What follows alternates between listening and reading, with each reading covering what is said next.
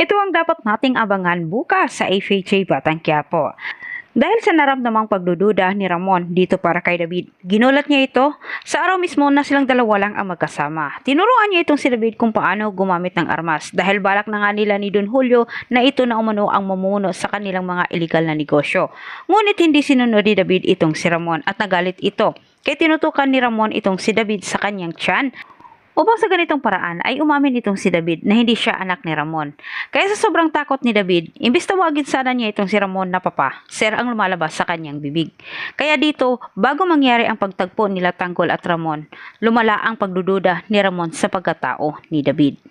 Kahit gayon pa man, ay pinanindigan pa rin ni David ang kanyang pagpapanggap sa katauhan ni Tanggol. Inisip naman ni David kung hindi niya susundin itong si Ramon, lalo umano niyang binigyan ng bakas ang isip ni Ramon para hindi mawala ang pagdududa nito sa kanya.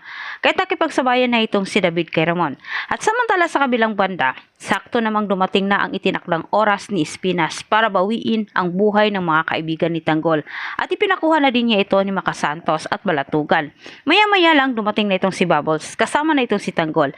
Nag-aaboy sa galit itong si Espinas dahil sa maling akala niya. Subalit napahiyan na lang siya bigla nang sumingit itong si Bubbles at sinabi na itumba na umano nila itong si Congressman at si Tanggol umano ang gumawa na mag-isa. Pero sinabi pa ni Espinas, hindi umano siya maniniwala hanggat hindi lumalabas ang balita na patay na itong si Congressman sa TV. Ngunit dinipinsahan naman ni Bubbles itong si Tanggol. Sinabi niya na kitang-kita umano sa dalawa niyang mata kung paano binawian ni Tanggol ng buhay itong si Congressman. Kaya laking imposible umano kung mabubuhay pa ito dahil sigurado umano siya na wala na ito. Dagdag pang hirit ni Bubbles kala Espinas na muntika na umanong nahuli sila ni Tanggol sa mga lispo at sa kabutihang palad, siya'y nakarating kaagad at napasakay niya itong si Tanggol sa motor.